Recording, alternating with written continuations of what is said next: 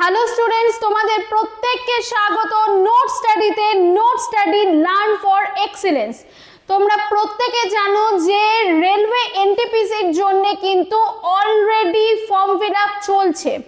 HS level এবং graduate লেভেলের জন্য যারা যারা ফর্ম ফিল আপ করেছো বা করছো তাদের জন্য কিন্তু আমি তোমাদের জন্য প্রত্যেক দিন নিয়ে আসি কিন্তু বিজ্ঞান এবার হাতের মুঠোয় সিরিজ। তোমরা দেখতে পাচ্ছ এই যে সিরিজটা, এই সিরিজটার কিন্তু আজকে তৃতীয় ক্লাস অর্থাৎ 3 নম্বর ক্লাস, এবং এই সিরিজের মধ্যে আমি কিন্তু প্রত্যেক দিন রেগুলার বেসিসে তোমাদেরকে কিন্তু বিজ্ঞানটাকে অর্থাৎ রেলওয়ের জন্য যে সায়েন্সটা এতটাই ইম্পর্টেন্ট সেই সায়েন্সটাকে কিন্তু একদম বেসিক থেকে, মানে তোমরা যারা সায়েন্সের কিছুই বোঝো না তারা একদম যাতে বেসিক থেকে পুরো অ্যাডভান্স লেভেল অবধি পৌঁছে যেতে পারো, যাতে তোমরা রেলওয়ের এক্সাম ক্লিয়ার করতে পারো, সেই জায়গাটাতে তোমাদেরকে কিন্তু আমি তৈরি করে দেব।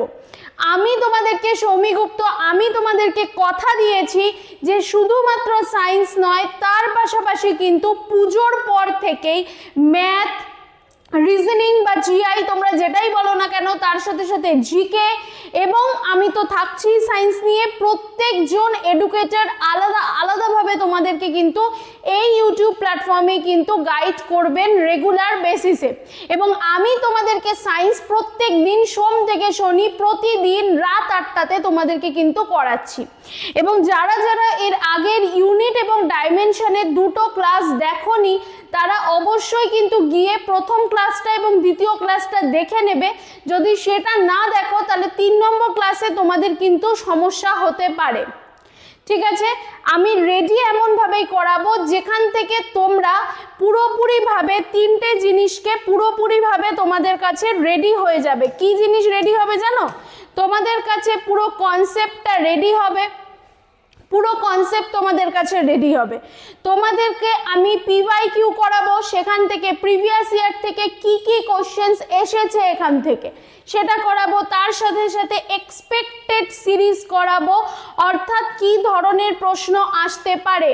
এবং আমরা তোমাদের নোট স্টাডি থেকে কথা দিয়েছি, আমি তোমাদেরকে কথা দিয়েছি যে এই ইউটিউব প্ল্যাটফর্ম থেকে এই নোট স্টাডি তোমাদেরকে এইখান থেকেই সিলেকশন এনে দেবে, যদি তোমরা সেইভাবে খুব মন দিয়ে প্রতিটা ক্লাস ডেডিকেশনের সাথে ফলো করো এবং প্রতিটা ক্লাস খুব ভালোভাবে পড়াশুনো করো।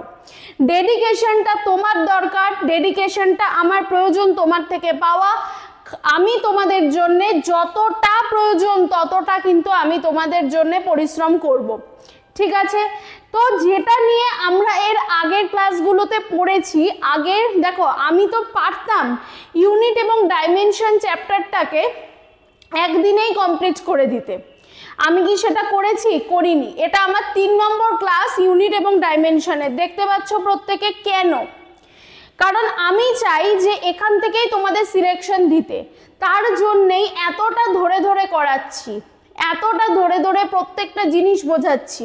তাড়াহুড়ো করে জাস্ট আমি ইউটিউবে ওদেরকে একটা বলে দিলাম করাবো বলে করিয়ে দিচ্ছি তা নয়। আমি চাই আমার ছেলেমেয়েরা যাতে এই এক্সামটা কোয়ালিফাই করুক। তো আগে প্রথম দিন এবং দ্বিতীয় দিন আমরা কি কি কনসেপ্ট পড়েছি সেটাকে একটুখানি আমি জাস্ট টার্মসগুলো বলছি, বাকিগুলো তোমরা প্রত্যেকে কিন্তু যারা যারা আগের ক্লাস করেছো তারা জানো, যারা যারা আগের ক্লাসগুলো করোনি তারা প্রত্যেকে এই যে আগের যে দুটো ক্লাসের টার্মসগুলো রয়েছে আমি শুধু বলবো সেই আগের দুটো ক্লাসগুলোকে কিন্তু খুব ভালোভাবে কিন্তু ধরে ধরে অবশ্যই কিন্তু পড়ে নেবে।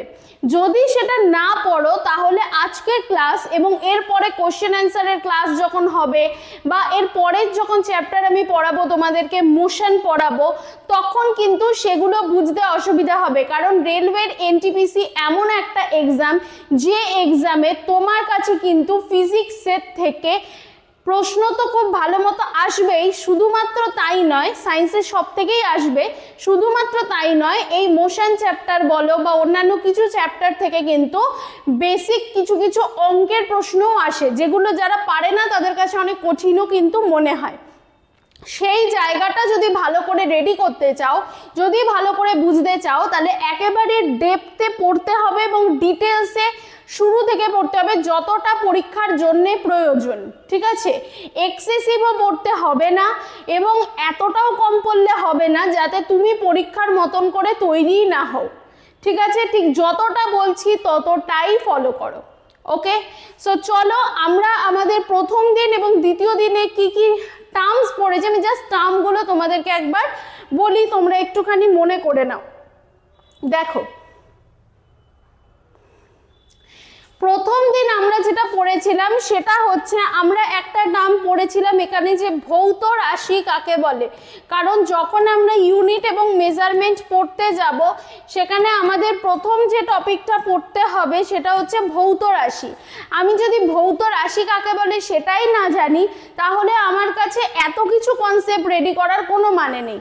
তো ভৌত রাশি বা যেটাকে আমরা ফিজিক্যাল কোয়ান্টিটি বলি সেই জায়গাটা আমরা পড়েছিলাম বা সেই জায়গাটার আমরা একটা কনসেপ্ট রেডি করেছিলাম যে ভৌত রাশি কাকে বলে। এটা আমরা প্রথম দিন খুব ভালো করে বুঝেছি। ভৌত রাশি নিয়ে অনেকের অনেক কনফিউশন থাকতে পারে, সেই কনফিউশনগুলোকে আমরা ক্লিয়ার করেছি প্রথম দিনে। শুধুমাত্র সেটা নয়, ভৌত রাশি কাকে বলে যখনই আমার বোঝা হয়ে গেছে তখন আমাকে বুঝতে হয়েছে যে ইউনিট কাকে বলে। ঠিক আছে, আচ্ছা ভৌত রাশি কি কি রয়েছে, কটা ভৌত রাশি রয়েছে, সেই ভৌত রাশিগুলোর একক কি, যেরকম তোমার লেন্থ বলো, আমি এগুলো লিখছি না, লেন্থ বলো, মাস বলো, তারপর কারেন্ট বলো, তারপর তোমার হচ্ছে টেম্পারেচার বলো, তারপর অ্যামাউন্ট অফ সাবস্টেন্স বলো, লিউমিনাস ইন্টেন্সিটি বলো। ঠিক আছে, সাতখানা এই যে আমি লিখে দিয়েছিলাম পুরোপুরি সেইগুলোকে ভালো করে দেখবে।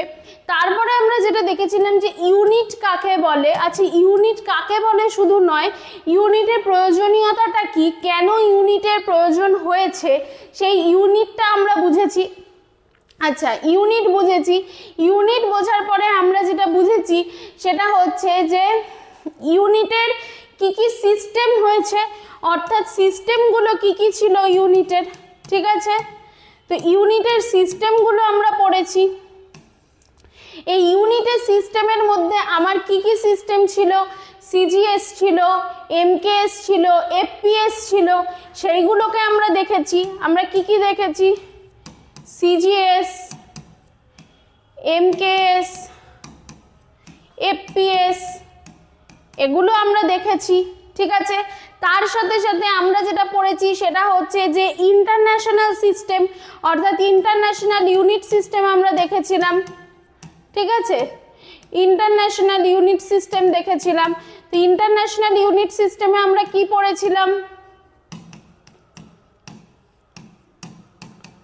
সেখানে আমরা কি পড়েছিলাম, সেখানে আমরা পড়েছিলাম হচ্ছে তোমার এসআই ইউনিট সিস্টেম।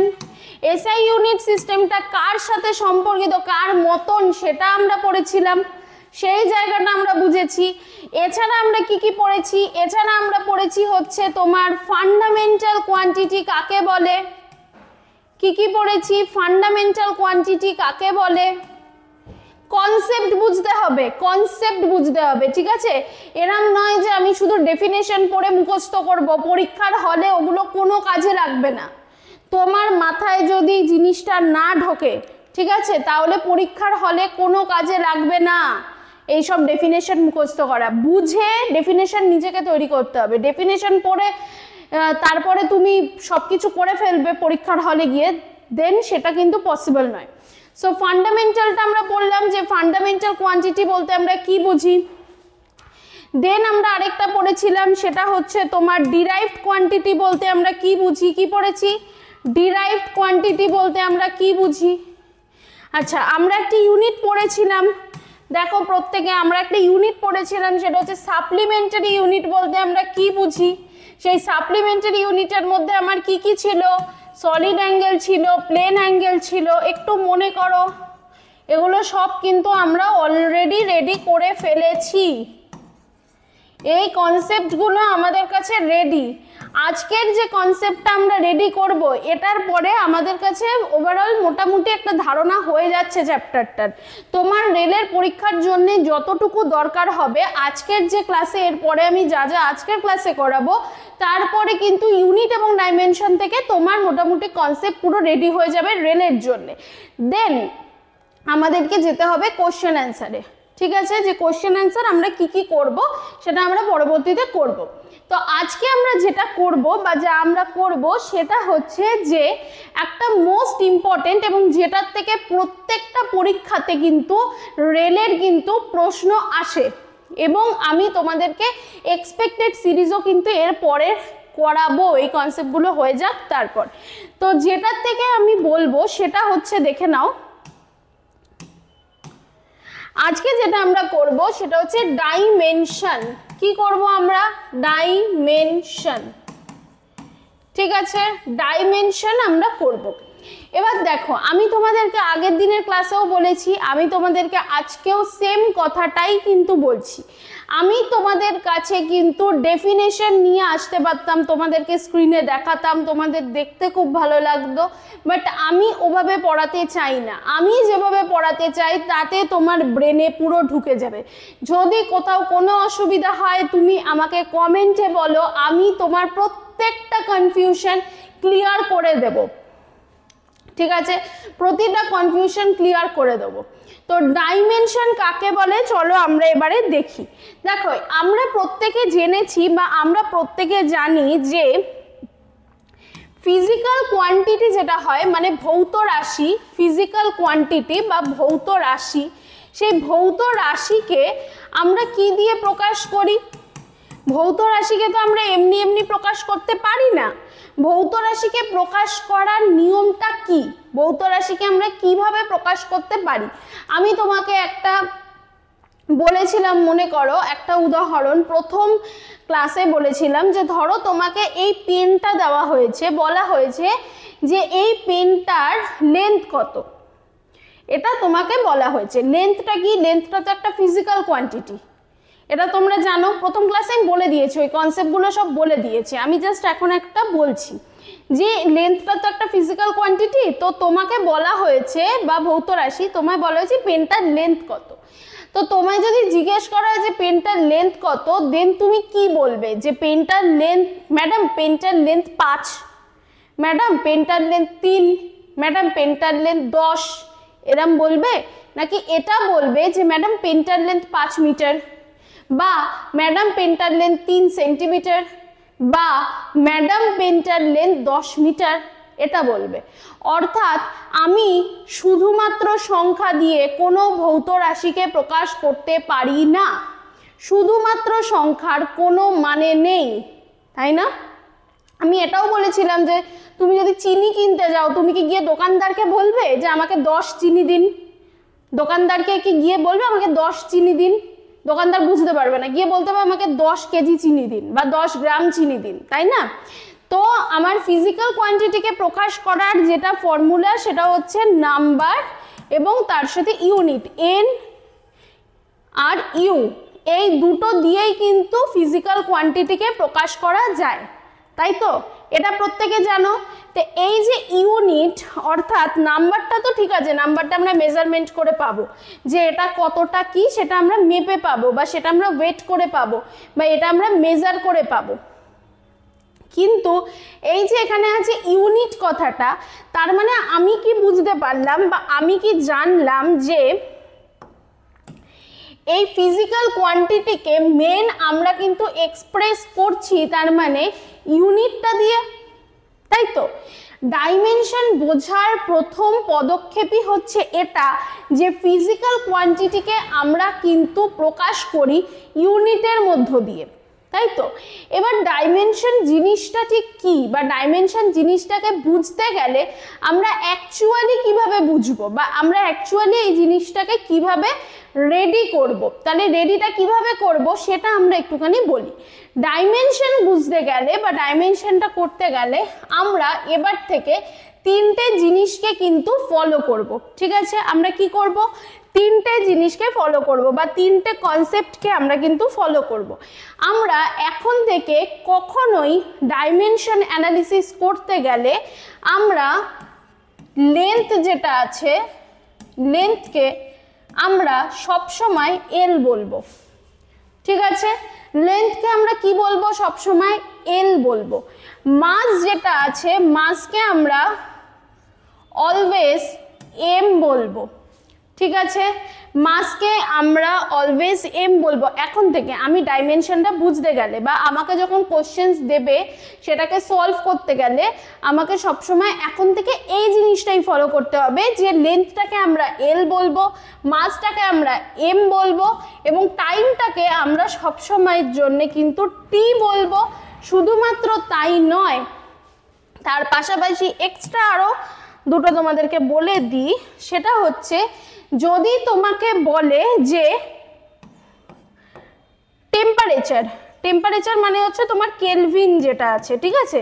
যদি তোমাকে কেলভিন বলে, কারণ আমরা পড়েছিলাম যে ফিজিক্যাল কোয়ান্টিটির মধ্যে যেটা ইউনিটটা রয়েছে সেটা হচ্ছে তোমার কেলভিন টেম্পারেচারে, সেটা আমি প্রথম দিনই তোমাদেরকে চার্টে বলে দিয়েছিলাম।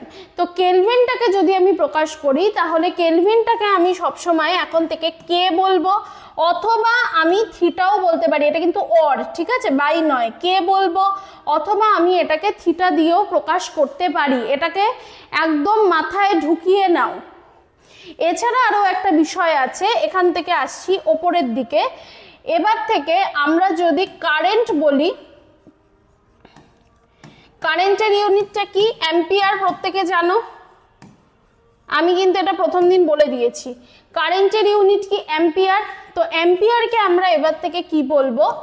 এ বলবো, অথবা এটা কিন্তু বাই নয়, অথবা আমরা আই বলবো এবার থেকে। এই পাঁচটাকে আমরা ভালো করে বুঝে নিই প্রথমে ডাইমেনশন বুঝতে গেলে।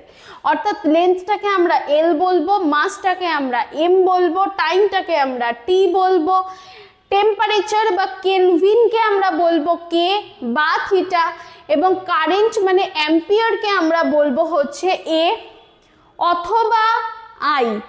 এই যে আই বললাম, এই যে তোমাদেরকে আই বললাম, বা এই যে এখানে থিটা বললাম, এটা কিন্তু ভেবো না যে এই থিটাটা হচ্ছে তোমার কৌণিক বেগ বা হচ্ছে তোমার স্টেরেডিয়ান রেডিয়ান এগুলোর সাথে, এগুলো নয়, ঠিক আছে? এটা সম্পূর্ণ আলাদা। এই আই আর এই থিটাটা কেন আলাদা করে ভাবতে হলো, কেন শুধু এ আর কে দিয়ে কেন মানে বুঝতে পারলাম না, বা এটা কেন এনাফ হলো না আমাদের কাছে? এটা শুধুমাত্র এই কারণেই ভাবতে হলো, তার কারণ হচ্ছে কখনো কখনো পরীক্ষার হলে কি হয়, পরীক্ষাতে কখনো কখনো কিন্তু তোমার এই থিটা দিয়ে বা এই আই দিয়েও কিন্তু কোশ্চেন আসে, ঠিক আছে? তো যখন আমার থিটা বা আই দিয়ে কোশ্চেন আসবে তখন কিন্তু আমাকে বুঝতে হবে যে থিটাটা মানে এখানে শুধুমাত্র টেম্পারেচারের কথাই কিন্তু বলা হয়েছে, ঠিক আছে? আর আই মানে এখানে শুধুমাত্র কারেন্টের কথাই কিন্তু বলা হয়েছে। এখানে কিন্তু থিটা মানে কোনো রকম অ্যাঙ্গেলের কথা বলা হয়নি, ঠিক আছে? এবং আই মানে কোনো রকম অন্য কিছু নয়। এই দুটো বোঝানোর জন্য, কারণ পরীক্ষার হলে এখান থেকে কিন্তু প্রশ্ন আসে, ঠিক আছে? বুঝতে পারলে? তাহলে এইটুকু জায়গা প্রথমে আমরা এই জায়গাটাকে মাথায় রাখবো। এই জায়গাটাকে মাথায় রাখলেই ডাইমেনশন বোঝা আমাদের জন্য বিশাল কোনো বড় ইস্যু নয়। ডাইমেনশনকে এবার আমরা একটু একটু করে বুঝতে পারবো বা একটু একটু করে আমরা জানবো। আচ্ছা, আমি তোমাদেরকে ডাইমেনশনটা বলার আগে, মানে এর নেক্সট পেজে যাওয়ার আগে আমি তোমাদের কাছে একটা জিনিসই বলবো যে আজকে হচ্ছে পঞ্চমী, ঠিক আছে? আজকে পঞ্চমী, কালকে পড়বে ষষ্ঠী, এরপরে পুজো শুরু হয়ে যাচ্ছে। আর এখন দুর্গাপুজো, সত্যি কথা বলতে দুর্গাপুজো এখন আর শুধু ষষ্ঠী থেকে নয়, লোকজন বহু আগে থেকে কিন্তু আনন্দ করা শুরু করে দিয়েছে, ঠাকুর দেখা শুরু করে দিয়েছে। কিন্তু তোমার পুজোটা অ্যাকচুয়ালি কেমন কাটছে? আমি বলবো পুজোটা খুব আনন্দ করে কাটাও, কিন্তু তোমার কিন্তু সামনে গোটা জীবন প্রস্তুতির সময় কিন্তু পড়ে আছে। তুমি জীবনে কিন্তু হতে চাও রেলওয়ে এনটিপিসি ক্র্যাক করে রেলের একজন কর্মচারী, তাই তো? সেটা হতে চাও তো? যদি তুমি সেটা হতে চাও তাহলে কিন্তু তোমাকে যেটা করতে হবে, যেরকম আমরা তোমাদেরকে প্রত্যেক দিন ক্লাস করাই ঠিক সেইভাবে তোমার জন্যে তোমাকে নিজেকে প্রত্যেক দিন রেগুলার বাড়িতে একটু পড়াশুনো করতে হবে। কিছু না, আমি বলবো পুজোর দিনগুলোতে তুমি খুব আনন্দ করো, পুজোর 4টে দিন 5টা দিন তুমি খুব আনন্দ করো, কিন্তু তুমি দিনে 2 ঘন্টা হলেও পড়তে বসো। এই 2 ঘন্টা তোমাকে কিন্তু বাকি ঘন্টাগুলোতে আনন্দ করা থেকে আটকাবে না, কিন্তু যেটা বলা থেকে তোমাকে অনেক উঁচুতে এগিয়ে নিয়ে যাবে সেটা হচ্ছে তুমি এই 2 ঘন্টা করে যদি তুমি 5 দিন পড়ো বা 4 দিন পড়ো, তুমি যে 8 ঘন্টা পড়বে সেই 8 ঘন্টা তুমি তোমার বাকি কম্পিটিটরদের থেকে, অর্থাৎ যারা তোমার মতন করে আরও এই পরীক্ষাগুলো দেবে, তুমি তো তাদের সাথে লড়াই করবে, তো তাদের থেকে তুমি কিন্তু অনেকটাই এই যুদ্ধে এগিয়ে যাচ্ছ।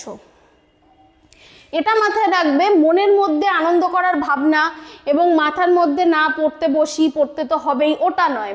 আনন্দ মনে নিয়ে, খুশি নিয়ে, জীবনে চোখের স্বপ্ন নিয়ে কিন্তু পড়তে বসতে হবে, ঠিক আছে? কারণ কালকে একটা কথা বলেছিলাম তোমাদেরকে ক্লাসে, যে কেউ কিন্তু দেখবে না যে তুমি পুজোতে আনন্দ করেছো বলে, বা তোমার ধরো তোমার কোনো একটা সমস্যা হয়েছে লাইফে, বিশাল কোনো একটা বড় সমস্যা হয়েছে, বা তুমি কোনো কারণে তোমার এমন কোনো মানে বড় বিপর্যয়ের কারণেই তুমি কোনো পরীক্ষা ক্র্যাক করতে পারোনি, কিন্তু আলটিমেটলি কি হয় জানো তো? আলটিমেটলি হচ্ছে লোকে একদিন সেগুলো কিছু মনে রাখে না, লোকে এটাই মনে রাখে যে তুমি চাকরিটা পাওনি, তার মানে তোমার মধ্যে যোগ্যতা নেই। তুমি লোককে প্রত্যেকটা জিনিস এক্সপ্লেন করে বোঝাতে পারবে না, বললে পরেও লোকের কাছে এই উত্তরটা থাকবে যে এগুলো মেনটেন করেও পড়াশুনো করে অনেকেই চাকরি পেয়েছে, সবারই জীবনে প্রবলেম আছে, এটা লোকে বলবে। কাজে কারুর কাছে এটা প্রত্যাশাই করো না যে তোমার জীবনের বড় বিপর্যয় কেউ বুঝবে, কেউ বুঝবে না। তোমাকে নিজের চোখের স্বপ্নটাকে স্থির রাখতে হবে এবং নিজেকে জীবনে অনেকটা এগিয়ে যেতে হবে, এবং তার সাথে সাথে মানুষের কাছে নিজের মাথাটা উঁচু করতে হবে, এবং যাতে ভবিষ্যতে কেউ তোমাকে ছোট করতে না পারে, তাই নিজের স্বপ্নটাকে, নিজের যেটা তুমি মন থেকে বলেছো যে হ্যাঁ আমি এটা করবই, বা নিজের মনে ভেবেছো, সেটাকে করে দেখাতে হবে, ঠিক আছে? সেটা নিজের জন্যে এবং অপরজনের মুখের ওপরে জবাব দেওয়ার জন্যেও নিঃশব্দে। ওকে, সো এইবারে আমরা যেটা করব সেটা হচ্ছে আমরা ডাইমেনশনের নেক্সট যে জিনিসটা বা যে সেটা নিয়ে আমরা বলবো। একটা কথা বলি, ডাইমেনশনটা আমরা কি বললাম যে লেন্থটাকে আমরা কি দিয়ে মাপবো? আমরা এল দিয়ে মাপবো। মাসটাকে আমরা কি দিয়ে মাপবো? এম দিয়ে মাপবো, মানে এম দিয়ে প্রকাশ করব, সরি। এবং আমরা টাইমটাকে টি দিয়ে প্রকাশ করব। এবার আমাকে তাহলে একটা কথা বলবে তোমরা, ডাইমেনশন করবো তো আমরা, একটু হেডিং দিয়ে নিই, নাহলে ভাল লাগছে না দেখতে। আমাকে বলো যে, তোমাদেরকে দিচ্ছি, ঠিক আছে? কমেন্টে বলবে এরিয়া এটা কত হবে, আমাকে বলবে, ঠিক আছে? যে এরিয়া কথাটা, এই যে এরিয়া দিয়েছি, এরিয়ার ডাইমেনশন কত হবে? ভলিউম এটার ডাইমেনশন কত হবে? শুধু এই দুটো বলবে যে এরিয়ার ডাইমেনশন কত হবে এবং ভলিউমের ডাইমেনশন কত হবে। এরিয়া মানে হচ্ছে ক্ষেত্রফল। আমরা বাংলায় এটাকে কি বলি? আমরা বাংলায় এটাকে বলি হচ্ছে ক্ষেত্রফল, তাই তো? আর ভলিউমের ডাইমেনশন মানে ভলিউমকে আমরা কি বলি? ভলিউমকে আমরা কি বলি? ভলিউমের বাংলাটা কি? এটা যদি ক্ষেত্রফল হয় তাহলে এটা কি? এটা কি? ঘনফল। এটাকে আমরা আয়তন কিন্তু বলতে পারি, ঠিক আছে? অর্থাৎ ভলিউমকে আমরা যেটা বলি সেটা হচ্ছে আয়তন। এইবারে আমাকে তুমি বলো যে ক্ষেত্রফলের ফর্মুলা কি? আমাকে ডাইমেনশন বার করতে গেলে প্রথমে ফর্মুলা জানতে হবে, যে জিনিসটার ফর্মুলা কি। এবং আমি প্রথম লাইন এটাই বলেছি যে ফিজিক্যাল কোয়ান্টিটিকে আমরা ইউনিট দ্বারা যে প্রকাশ করতে পারি সেটা থেকেই কিন্তু ডাইমেনশনটার সূত্রপাত। আমি কিন্তু ক্লাসে প্রত্যেকটা টপিক খুব ধরে ধরে পড়াচ্ছি, অনেকটা টাইম নিয়ে পড়াচ্ছি, ঠিক আছে? একদম ধরে নিজের মাথায় কনসেপ্টটা ঢুকিয়ে নাও। তো ক্ষেত্রফলের ফর্মুলা আমার কি? ক্ষেত্রফলের ফর্মুলা আমার হচ্ছে বাহু গুণ বাহু, আমি জানি, ক্ষেত্রফলের ফর্মুলা হচ্ছে বাহু গুণ বাহু, তাই তো? তার মানে হচ্ছে length into length, length into length হলো। লেন্থ ইন্টু লেন্থ যদি হয় তাহলে আমার কি থাকছে, লেন্থ ইন্টু লেন্থ যদি হয় তার মানে হচ্ছে এল ইন্টু এল, কারণ আমি লেন্থটাকে এল দিয়ে প্রকাশ করব, তাই তো? লেন্থকে আমি এল দিয়ে প্রকাশ করব, তো তাহলে হচ্ছে এল ইন্টু এল। ঠিক সেমভাবে আমি যদি আয়তন ধরি, আয়তনের ফর্মুলা আমার কি, এই যে দুটো লেন্থ আমার এখানে গুণ হয়েছে, এখানে কিন্তু তিনটে লেন্থ, অর্থাৎ লেন্থ ইন্টু আমরা বলি হাইট ইন্টু ব্রেথ, সেটা আমরা বলি তো, অর্থাৎ হচ্ছে দৈর্ঘ্য প্রস্থ এবং উচ্চতা তিনটাকে গুণ করে আমার হয় আয়তন। কিন্তু প্রস্থটাও হচ্ছে এক প্রকারের লেন্থ এবং উচ্চতাটাও হচ্ছে এক প্রকারের লেন্থ, তাই আমরা এটাকে কিন্তু লেন্থ বলবো। তাহলে length into length into length, ঠিক আছে? তাহলে এটার মানে কি, L into L into L, কারণ আমি বলেছি যে ডাইমেনশনে আমরা লেন্থকে এল দিয়ে প্রকাশ করব। তাহলে আমার এরিয়ার ডাইমেনশনটা অ্যাকচুয়ালি কত হচ্ছে, আমি একটু কালারটা চেঞ্জ করি, তোমরা বলবে হ্যাঁ দেখতে পাচ্ছ কিনা ভালো করে। তাহলে এরিয়ার ডাইমেনশনটা আমার অ্যাকচুয়ালি কত হচ্ছে, এরিয়ার ডাইমেনশন, এরিয়ার ডাইমেনশন আমার যেটা হচ্ছে সেটা হচ্ছে এল ইন্টু এল মানে কত, এল স্কোয়ার, তাই তো? L into L, L into L মানে হচ্ছে আমার, একটু মুছে নি দাঁড়াও,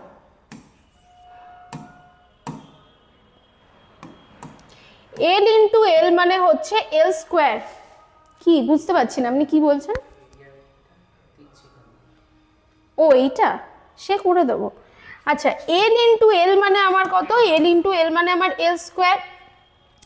এবারে আর ভলিউম যদি হয় তাহলে ভলিউম মানে কত, ভলিউম হচ্ছে আমার এল কিউব, তাই তো? L into L into L রয়েছে, তার মানে ভলিউম মানে আমার কত, এল কিউব, তাই তো? তার মানে এরিয়াটা হচ্ছে আমার এল স্কোয়ার আর ভলিউমটা হচ্ছে আমার এল কিউব। এবার শুধুমাত্র এল স্কোয়ার আর শুধুমাত্র এল কিউব এই দুটো দিয়ে কিন্তু আমরা প্রকাশ করি না, অর্থাৎ এল স্কোয়ার আর এল কিউবে তো অবশ্যই, কিন্তু আমাকে তো প্রকাশ করতে হয় মেনলি ডাইমেনশনটা যখন সাজাতে হয়, যার ফাংশন নেই তাকেও আমাকে কিন্তু পার্ট রাখতে হয়। ধরো আমি একটা মানে জাস্ট একটা উদাহরণ দিচ্ছি, ধরো তোমার বাড়িতে, ঠিক আছে, তোমার বাড়িতে তোমার দাদু ঠাকুমা, তোমার মা বাবা, তুমি বোন বা তুমি ভাই, এরকম তোমরা রয়েছো 6 জন।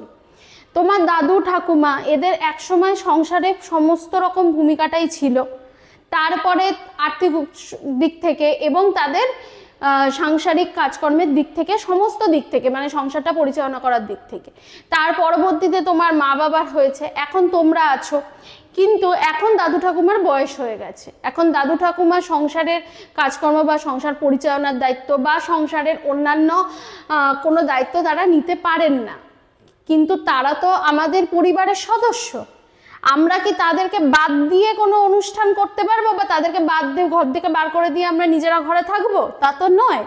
তো আমরা কি করব, যখন আমাদের শুধুমাত্র আমাদেরকে দিয়েও কাজ হয়ে যায় তখনও আমরা কিন্তু তাদেরকে ইনক্লুড করব। ঠিক সেম অবস্থাটাই হচ্ছে ডাইমেনশনে, অর্থাৎ ডাইমেনশনের ক্ষেত্রে আমরা কি করি, যখন শুধু এল স্কোয়ারকে দিয়েও কাজ হয়ে যায় তখনও আমরা কিন্তু এম এবং টিকে ইনক্লুড করি, অর্থাৎ ডাইমেনশন সাজানোর মেন ব্যাপারটাই হচ্ছে এম, এল আর টি, এই তিনটেকে দিয়েই কিন্তু আমাকে ডাইমেনশন সাজাতে হবে। অর্থাৎ এখানে যদি এম এর কোনো ফাংশন নাই থাকে তাহলে এম এর পাওয়ার 0, এল এর একটা ফাংশন আছে অর্থাৎ এল স্কোয়ার, এলটা তো আমার স্কোয়ারেই আছে তোমরা জানো প্রত্যেকে, এবং টি এর কোনো ফাংশন নেই অর্থাৎ টি এর পাওয়ার 0। এবার একটা মজার ব্যাপার, কারুর পাওয়ার যদি 0 হয় তার মানে সেটা 1, ঠিক আছে? কারুর পাওয়ার যদি 0 হয় মানে ধরো a টু দি পাওয়ার 0 মানে 1, ধরো 99 টু দি পাওয়ার 0, যে কোনো কিছুর পাওয়ার যদি 0 হয় তার মানে সেটার মানে হচ্ছে 1, তাহলে 1 ইন্টু এল স্কোয়ার ইন্টু 1, তার মানে তো এল স্কোয়ারই হচ্ছে। বোঝা গেছে তো কথাটা? আশা করি তোমাদের কাছে ক্লিয়ার যদি কারোর পাওয়ার 0 হয়, এরম নয় যে এই দুটোকে অ্যাড করে দিলাম মানে এটার মানে পাল্টে গেল, মানে কিন্তু পাল্টালো না। এটার পাওয়ার 0 মানে 1, এটার পাওয়ার 0 মানে 1, তাহলে 1 × a² × 1, তার মানে তো a² হচ্ছে। আশা করি ক্লিয়ার। না বুঝতে পারলে কমেন্ট সেকশনে বলো। তাহলে আমরা এভাবে এটাকে প্রকাশ করলাম। ঠিক সেম ভাবে একদম বেসিক ভাবে বুঝিয়ে বলছি, ঠিক আছে? এতটা ধরে ধরে কিন্তু আমি তোমাকে কথা দিচ্ছি, মানে কথা দিচ্ছি না, আমি তোমাকে এটা চ্যালেঞ্জ করতে পারি যে এতটা ধরে ধরে অন্ততপক্ষে এই পশ্চিমবঙ্গে কোনো শিক্ষক এতটা ধরে ধরে কিন্তু পড়াবেন না ইউটিউব প্ল্যাটফর্মে। অন্ততপক্ষে আমি যেভাবে একদম ধরে ধরে তোমাদেরকে করাচ্ছি, তো সেই সিরিজটাকে ফলো করো, ঠিক আছে? সিরিজটাকে খুব ভালোভাবে ফলো করো এবং প্রত্যেকটা দিন খুব মন দিয়ে ক্লাস করো। আমি তোমাদেরকে বলছি এই ইউটিউব থেকেই তোমাদেরকে সিলেকশন আমি দেব। এবার এটা হচ্ছে l3, তার মানে এটাকেও আমরা সেম ভাবে কি করব, m⁻0 l3 t⁻0। এই থার্ড ব্র্যাকেটটা কেন দিলাম? থার্ড ব্র্যাকেটের কাজ হচ্ছে ডাইমেনশনকে প্রকাশ করতে গেলে এটা রুলস হচ্ছে যে আমাকে সবসময় থার্ড ব্র্যাকেটটাকে দিতে হবে, এটা হচ্ছে রুলস। তার জন্যই আমি থার্ড ব্র্যাকেটটা দিচ্ছি। তার মানে কি হলো? তার মানে এটাই হলো যে আমরা খুব ছোট করে হলেও ডাইমেনশনটা শিখে গেলাম যে আমরা কিভাবে তৈরি করব। শিখে গেলাম তো আমরা এরিয়ার ভলিউমটার মধ্য দিয়ে। এরিয়ার ভলিউম কিন্তু একদম বেসিক, কিন্তু আমরা শিখে গেলাম তো যে এটা আমরা কিভাবে রেডি করব। এইবারে তোমরা একটুখানি স্ক্রিনটা দেখো, আমি একটু সাইডে সরে যাচ্ছি, তারপরে আমি আসছি ডাইমেনশন আরও কি আমরা রেডি করব, আরও কি ভাবে আমরা তৈরি করব সব কিছু নিয়ে। চলো এই স্ক্রিনটা এক্ষুনি দেখে নাও, 1 মিনিট আমি একটু জল খেয়ে নিই ততক্ষণ।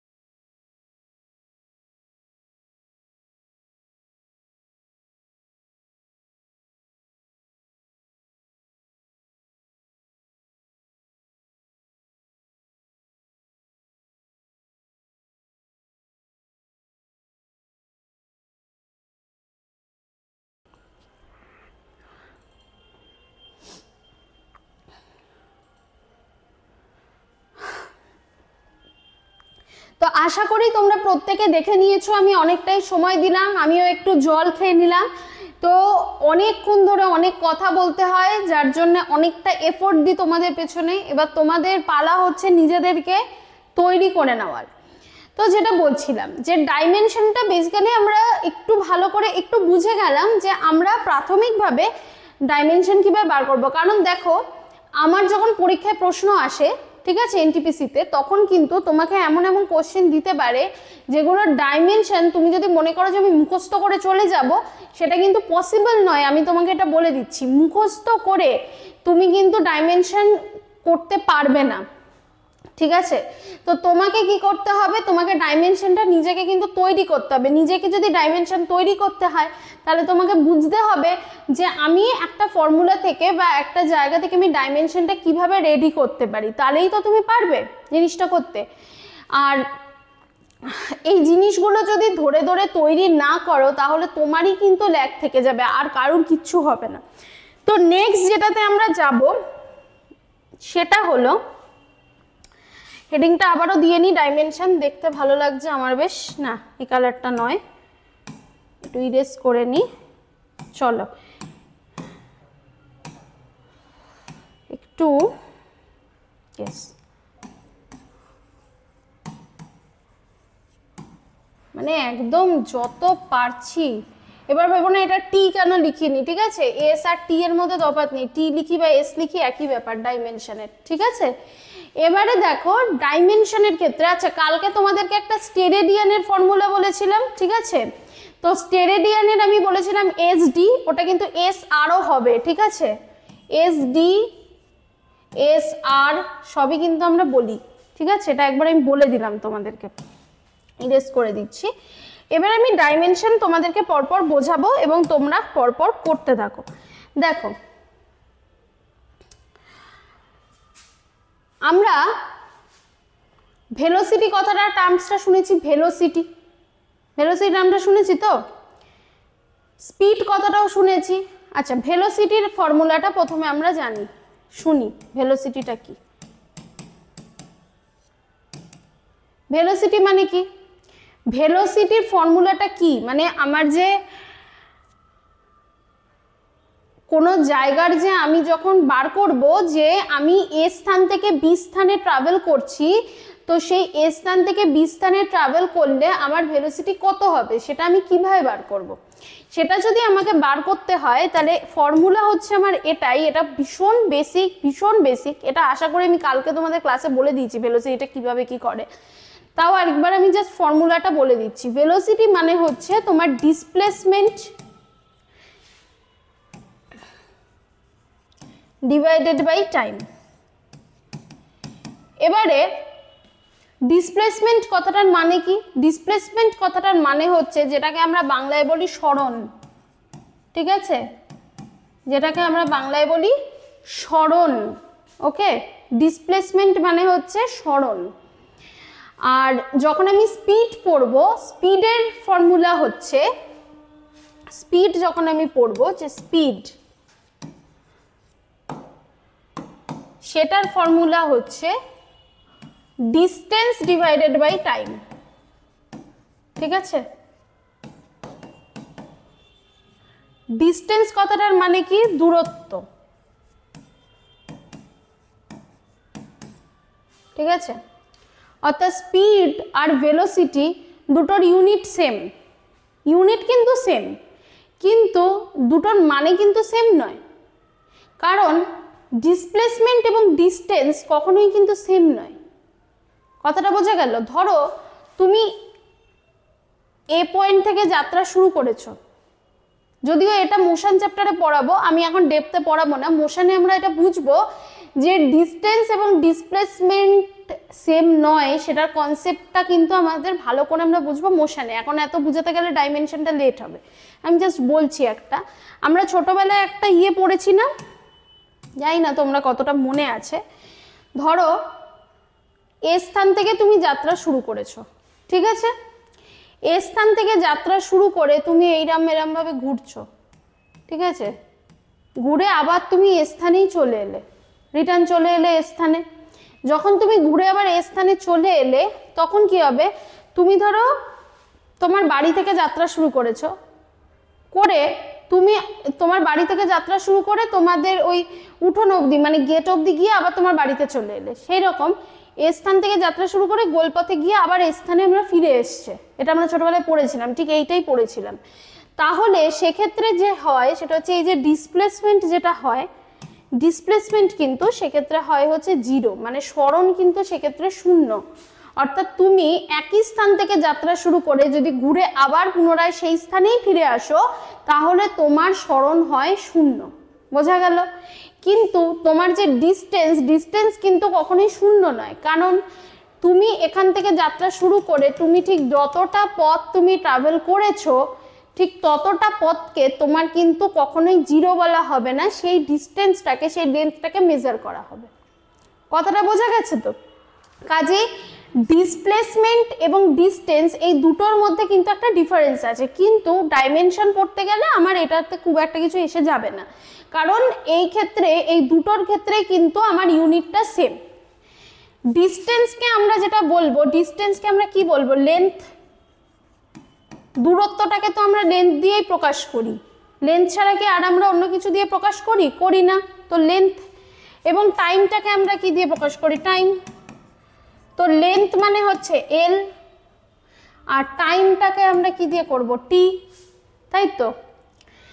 এবারে তার মানে এল আর টিটা যখন আমার ওপরে যাবে, টিটা তো নিচে আছে, টিটা যখন আমার ওপরে যাবে তখন কি হবে? T⁻⁻1 হবে, কারণ টি নিচে আছে মানে টি এর মাথায় কিছু নেই, মানে টি এর মাথায় 1 আছে পাওয়ার, তাই তো? যে কোনো কিছুর মাথায় কোনো পাওয়ার নেই মানে পাওয়ার 1 আছে, এটা ধরে নিতে হবে। 1টাকে লেখা হয় না। তো যখন এটা ওপরে চলে গেল, এর মাথায় এখন কিছু নেই মানে কত আছে, 1 আছে, যখন এটা ওপরে চলে গেল তখন এটা -1 হয়ে গেল। ঠিক আছে, তাহলে L T⁻⁻1 এটা হচ্ছে স্পিডের। ঠিক সেম ভাবে এটাও তাই, L/T, এটাও তো তাই, লেন্থ বাই টাইম, মানে L/T, তার মানে হচ্ছে L T⁻⁻1। তাহলে আমরা প্রকাশ কিভাবে করব? আমি কি বলেছি, আমরা যারা থাকছে না, যাদের ফাংশন নেই, তাকেও আমি ছাড়বো না, তাকেও আমি সাথে নিয়ে চলবো। M, L আর T তিনজনের পরিবার, তিনজনের পরিবারের মধ্যে একজনকেও আমি ছাড়বো না। তো সেক্ষেত্রে আমি কি করব? তাহলে আমার ডাইমেনশনটা কত হচ্ছে, ডাইমেনশনটা আমার কত হচ্ছে, m, m এর পাওয়ার, m এর কোনো ফাংশন নেই তাই m এর পাওয়ার হচ্ছে 0। ঠিক আছে, L T⁻⁻1 যেরকম ছিল সেরকম, এটা হচ্ছে এটার ডাইমেনশন, বোঝা গেল? ঠিক সেম ভাবে এটার ডাইমেনশনও তাই, m এর পাওয়ার, m এর কোনো ফাংশন নেই মানে m এর পাওয়ার 0, L T⁻⁻1, এটা হচ্ছে এটার ডাইমেনশন। বোঝা যাচ্ছে বিষয়টা? ক্লিয়ার হচ্ছে? L⁻1ও লেখা যেতে পারে, কোনো সমস্যা নেই, একদমই ঠিক। অর্থাৎ L এর পাওয়ার আমি 1 লিখতে পারি। এবার যদি আমি ডাইমেনশন বলি, তাই তো, ডাইমেনশন যদি আমি বলি এভাবে, পরীক্ষায় কখনো কখনো কিন্তু এরকমও প্রশ্ন আসে, এটা দিয়ে কোনো ঘাবড়ানোর কিছু নেই। হয় তোমাকে ডাইমেনশন বার করে দিয়ে এইরকম টাইপের ডাইমেনশন দিচ্ছে, মানে 3rd ব্র্যাকেটের মধ্যে এরকম ভাবে অপশানে আছে, অথবা এরকম দিতে পারে, ধরো তোমায় দিল স্পিডের ডাইমেনশন কত, সেখানে তোমার অপশানটা ধরো এরকম আছে, কি কালার নেওয়া যায়, এটা নিই, ধরো অপশানটা এরকম থাকতে পারে, এর নিচটা দেখা যাচ্ছে তো ঠিক মতন, অপশানটা এরকম থাকতে পারে 0, 1, -1, এরকম থাকতে পারে অপশান। বোঝা গেল? 0, 1, -1 মানে সবসময় অর্ডারটা কিন্তু M, L আর T অনুযায়ী হবে। ঠিক আছে, তার মানে m এর পাওয়ার 0, L এর পাওয়ার 1, T এর পাওয়ার -1, এইভাবে বুঝতে হবে। কিন্তু এইভাবেও কিন্তু প্রশ্ন আসে। ঠিক আছে, এরম না যে শুধু এইভাবেই আসবে, এটা তুমি দেখতে পাচ্ছ, কিন্তু এটাকেও তুমি বুঝতে হবে যে এই অর্ডারেই আসে। অর্থাৎ 0, 1, -1 যদি আমি বলি তাহলে আমার কি হবে,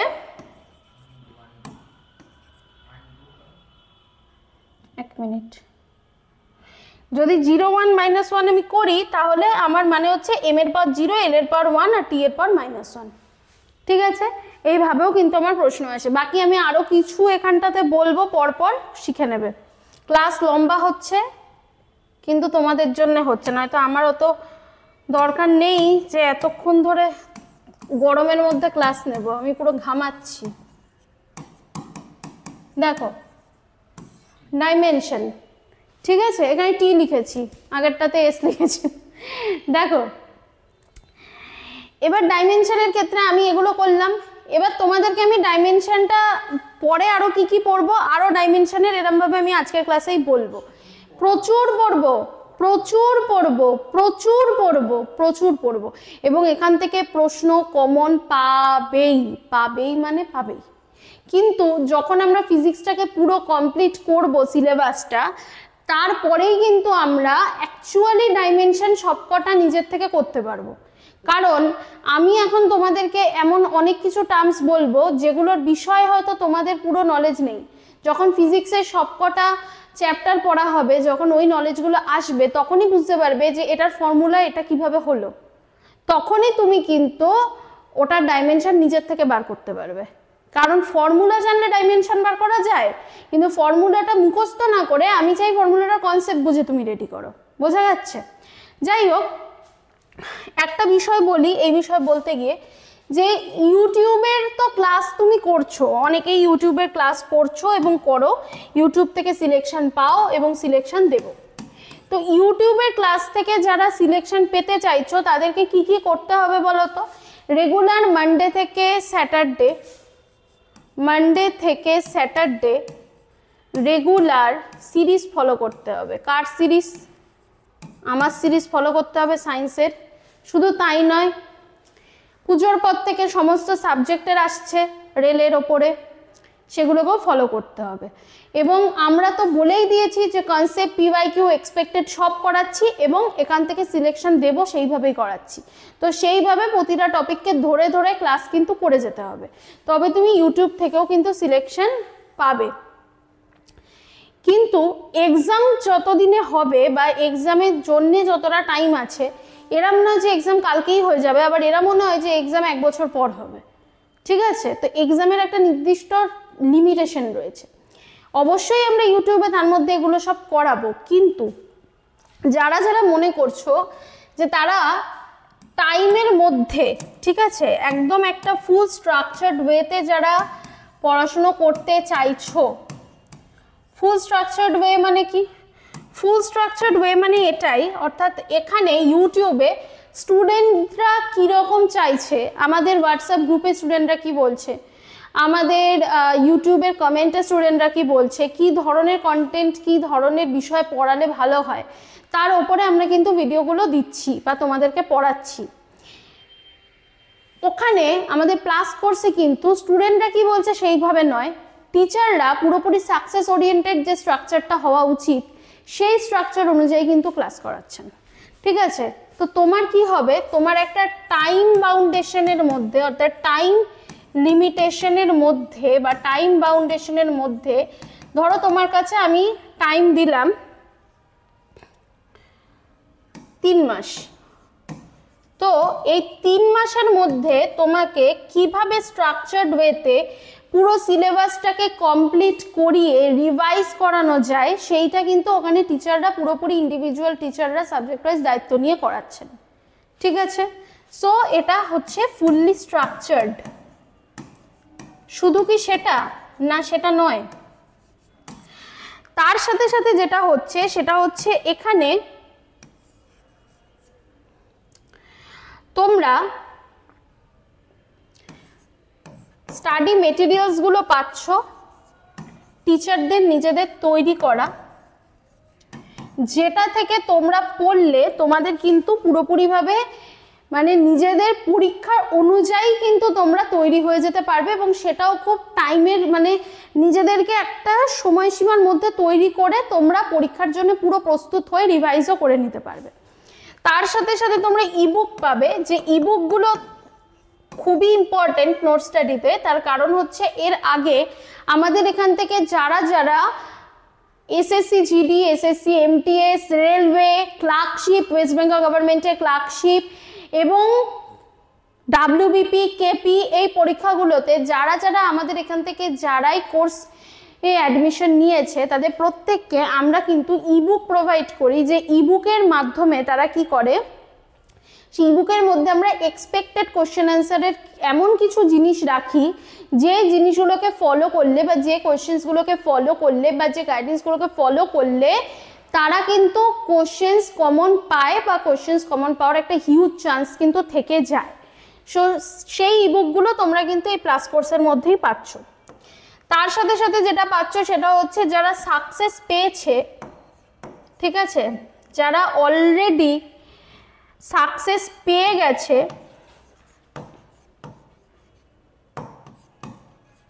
বা বলতে পারো, আমি এটাই বলে দিচ্ছি যে যারা অলরেডি কাজ করছে রেলে, যারা রেলে অলরেডি কাজ করছে, তারা আমাদের এখানে পড়ে পাশ করা স্টুডেন্ট এবং আগের এক্সামে পাশ করা অন্যান্য বিভিন্ন জায়গার স্টুডেন্ট, তারা যেই হোক না কেন রেলে কাজ করছে, এরকম কিছু টিচার তোমাদের থাকছেন যারা তোমাদেরকে এইখানে কিন্তু ক্লাস করাচ্ছেন বা ক্লাস করাবেন। তার পাশাপাশি তোমরা যেটা সব থেকে ইম্পর্টেন্ট যেটা তোমরা পাচ্ছ, এগুলো কোনোটাই ইউটিউবে পাচ্ছ না, সেটা হচ্ছে মক টেস্ট। এটা কালারটা আমি একটু চেঞ্জ করে দিচ্ছি, দেখতে সুবিধা হবে। মক টেস্ট, মক টেস্ট কিন্তু ভীষণ ইম্পর্টেন্ট রেলের এক্সাম ক্র্যাক করার জন্য। তোমরা জানো যে কতটা হাই কাট অফ থাকে, এই হাই কাট অফের সাথে যদি লড়াই করতে হয় তাহলে মক টেস্ট কিন্তু ভীষণই ইম্পর্টেন্ট। সো মক টেস্ট এই সমস্তটা তুমি এখানে পাচ্ছ। আর যদি তোমার মনে হয় তুমি প্লাস কোর্সে অ্যাডমিশন নেবে, তাহলে এই পুজোর টাইমটুকুনিতেই তুমি একটা অফার পাচ্ছ।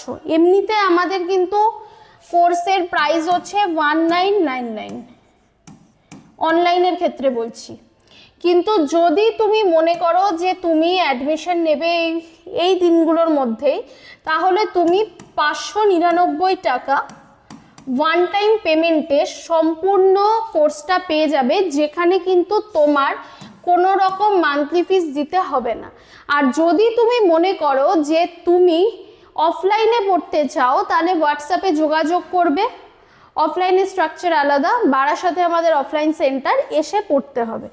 এই 599টা কিন্তু ওয়ান টাইম, ঠিক আছে? এবং এখানে কিন্তু নো মান্থলি ফিস, ঠিক আছে?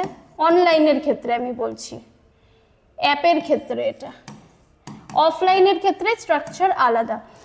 বাদবাকি তোমরা যারা মনে করছো যে তোমরা ইউটিউব থেকে পড়বে বা ইউটিউব থেকেই নেবে, আমি বলবো যে ইউটিউব থেকেও তোমাদেরকে কিন্তু সিলেকশন আমি দেব, এতটা কথা দিচ্ছি, যদি তোমাদের সেই লেভেলের ডেডিকেশন থাকে, ঠিক আছে? এবং যারা অ্যাডমিশন এই কোর্সের জন্য নেবে তারা আমাদের হোয়াটসঅ্যাপ করবে, ডেসক্রিপশনে হোয়াটসঅ্যাপ নাম্বার রয়েছে। তারা আমাদের অ্যাপ ডাউনলোড করে ডিরেক্ট ইন্ডিয়ান রেলওয়ে কোর্সে কিন্তু অ্যাডমিশন নিয়ে নিতে পারো। আওয়ার প্লাস কোর্স বলে একটা ট্যাব পাবে, ওই ট্যাবে ঢুকে ইন্ডিয়ান রেলওয়ে কোর্স সার্চ করবে, করে অ্যাডমিশন আজকেই নিয়ে নাও, অসুবিধা নেই। অথবা যে নাম্বারটা রয়েছে ডেসক্রিপশন বক্সে, হোয়াটসঅ্যাপ বা ফোন যা হোক করো, করে অ্যাডমিশন নিয়ে নাও, কোনো সমস্যা নেই। তো এই হলো আমাদের কোর্সের ব্যাপার। একটু সরে যাচ্ছে, একটু দেখে নাও, দেন আমরা বাকি ডাইমেনশনসগুলো একটু করে নাও।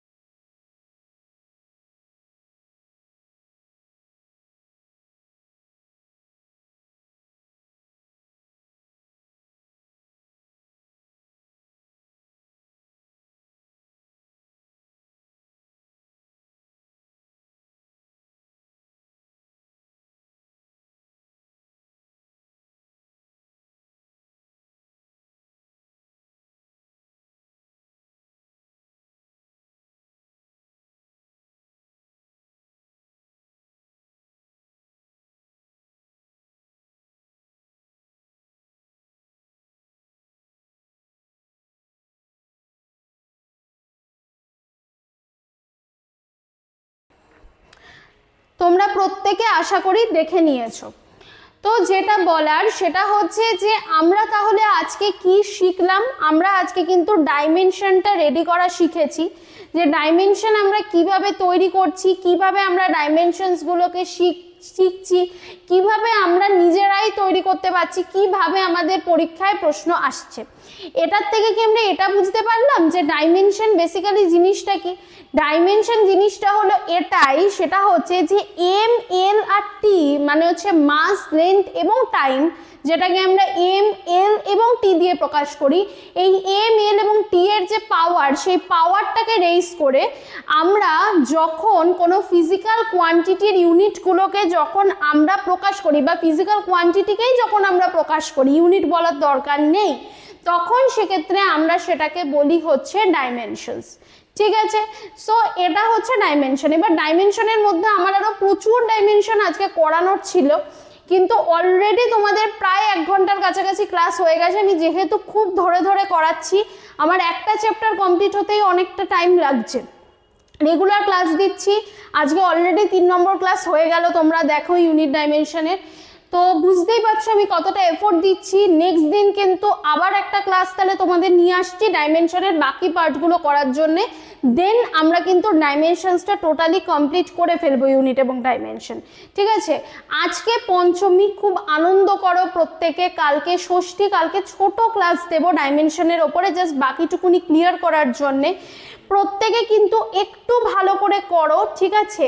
আমরা যেগুলো পড়লাম সেগুলোকে একটু ভালো করে প্রত্যেকে দেখো, এবং প্রত্যেককে এই কথাটাই বলবো যে রেগুলার যেগুলো করানো হচ্ছে সেগুলোকে একটু ভালো করে ফলো করো। কালকে ডাইমেনশনটা কমপ্লিট করো টোটালি, আজকেরটা ভালো করে নোট করে নাও। কালকে ডাইমেনশন আরও যা যা করাবো সেগুলো করে কমপ্লিট করিয়ে দেবো, পুরো চ্যাপ্টারটা কমপ্লিট করো। দেন আমরা কোশ্চেন অ্যান্সার করবো, দেন আমরা মোশন চ্যাপ্টারে আসবো, আমরা প্রচুর জিনিসপত্র করব। ঠিক আছে, তোমরা যদি মনে করো যে তোমরা সিলেকশন পাবে, তাহলে ফোকাস নিয়ে পড়াশুনো করো। ঠিক আছে, বেস্ট অফ লাক।